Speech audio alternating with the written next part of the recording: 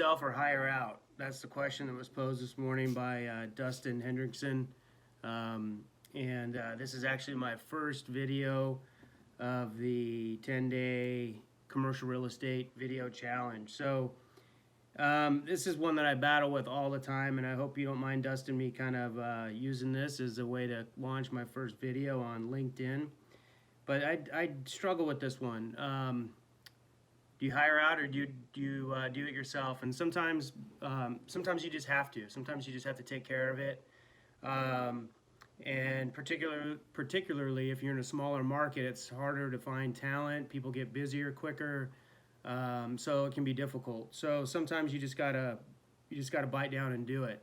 Now, on the opposite end of that, one thing I've learned about myself is I'm really freaking good at like 3 things, and I suck at most everything else.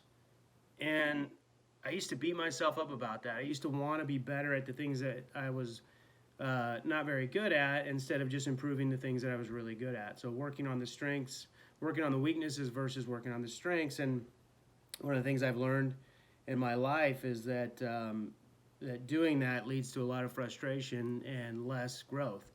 So that's that point. The other one is the idea that one of my mentors taught me early on, this fact that he was dyslexic, and he said he had a great mindset about it, has a great mindset about it.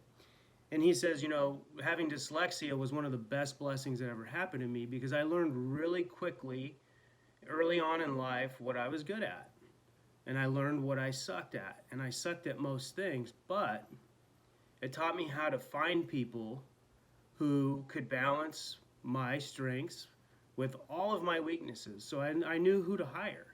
And that was really one of the things that allowed him to be so successful. And he struggled with reading and writing all his life, but the man was such an amazing business owner and visionary, and did really well for himself. And a big part of that he attributes to is actually being dyslexic. So do it yourself, hire out. Sometimes you just got to bite the bullet.